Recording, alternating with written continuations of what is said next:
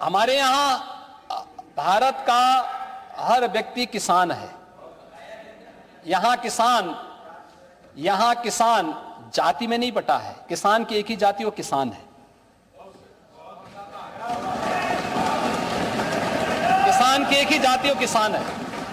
उसकी ना जाति है, उसका ना मत है, उसका ना मजहब है, और केवल किसान है। और इसीलिए उस किसान के स्वावलंबन के लिए आदरणीय प्रधानमंत्री जी ने किसान सम्मान निधि जारी की है, किसान के सम्मान के लिए, और जाति के लिए नहीं की है। प्रधानमंत्री फसल बीमा योजना, सॉयल हेल्थ कार्ड उन्हीं अन्नदाता किसानों के लिए जारी किया है। एमएसपी, पहली बार लागत का 1.5 गुना दाम मिले, ये उन्हीं किसानों के लिए जारी किया गया है। हाँ, मैं अब इतने सारी कथा सुनते सुनते अंत में आप क्या उल्टा बोल रहे हैं फिर से। इसीलिए कह रहा हूं, रिहर्सल में कुछ कमी रह गई है लगता है। चच्चू कुछ तो सिखाया करो। अब इस समय तो फुर्सत होगी, थोड़ा समय का उपयोग कर लो। देखिए अभी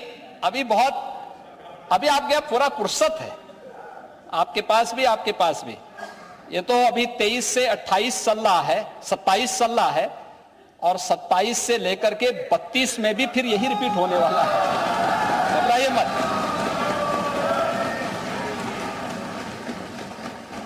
और ये तय है कि चच्चू, अगर आपने अभी से निर्णय नहीं लिया तो 27 में सबसे पहले क्लीन बोर्ड आप ही होने वाले हैं। देखना, हाँ, एकदम हो जाएंगे। अभी से तय कर लो, क्योंकि वो एक एक करके सबको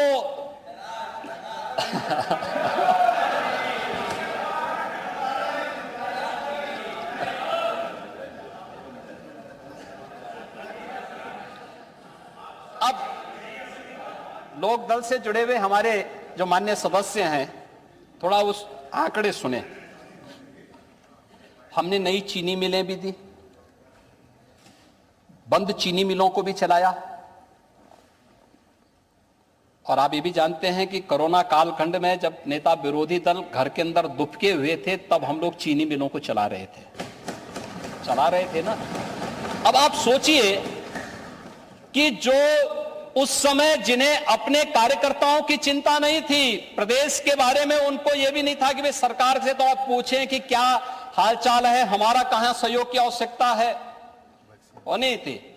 उल्टा वैक्सीन का विरोध करने के लिए चल दिए। वैक्सीन का विरोध, आप सोचिए, आज दुनिया कह रही है, भारत दुनिया में पहला देश है जिसने 220 करोड़ वैक्सीन की फ्री डोजेज अपने नागरिकों को दी। दुनिया के अंदर 100 से अधिक देशों को फ्री में वैक्सीन की डोज उपलब्ध करवाई। वैक्सीन भारत के लिए एक दुनिया के लिए मित्रता का एक रास्ता खोलने का माध्यम भी बना। जब दुनिया संकट में थी, तब भारत के विजनरी प्रधानमंत्री मोदी जी देश के गरीबों के लिए योजनाएं अलग से चालू कर रहे थे, और दूसरी तरफ हर नागरिक की जान को बचाने के लिए भी अपनी कार्य योजना को आगे बढ़ा रहे थे।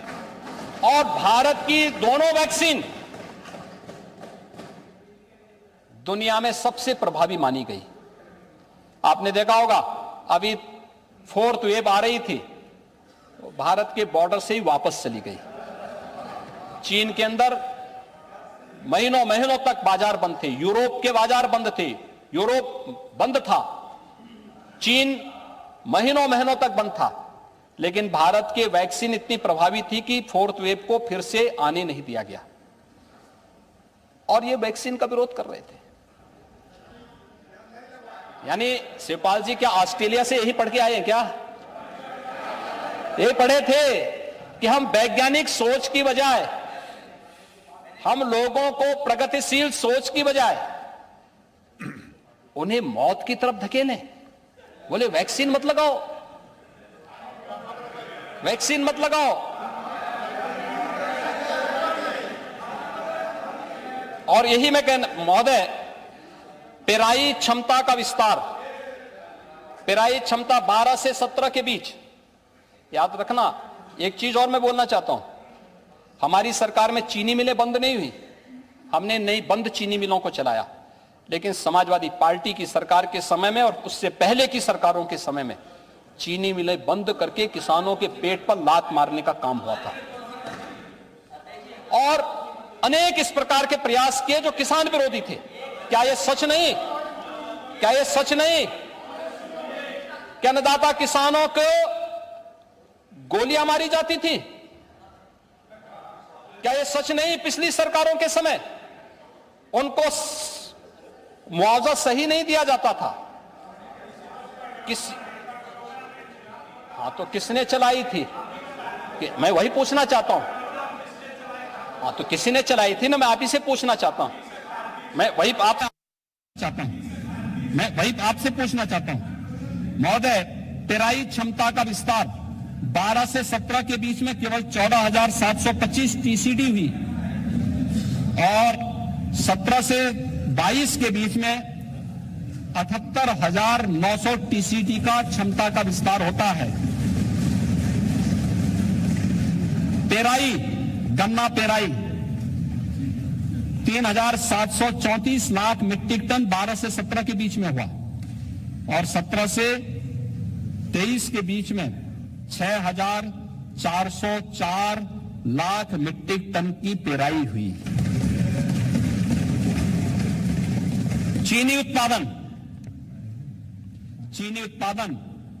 368 लाख मीट्रिक टन 12 से 17 के बीच और 17 से 23 के बीच में 682,44,000 मीट्रिक टन का उत्पादन होता है। महोदय, 12 से 17 के बीच में जो औसत उपज थी किसान की वह थी 61.63 टन पर हेक्टेयर। मूल्य का भुगतान किया जो लगभग 87% के आसपास है। 86-87% गन्ना मूल्य का भुगतान किया जा चुका है। और मैं आपको इस बात के लिए आश्वस्त करता हूं, प्रदेश भर के गन्ना किसानों को, 65 लाख गन्ना किसानों को इस बात के लिए आश्वस्त करता हूं कि प्रदेश सरकार उनके गन्ना मूल्य का ससमय भुगतान करने के लिए पूरी तरह प्रतिबद्ध है और कोई भी किसानों के साथ आज अन्याय नहीं कर पाएगा। प्रदेश ने इस दिशा में और भी प्रयास प्रारंभ किए हैं, जैसे इथेनॉल उत्पादन में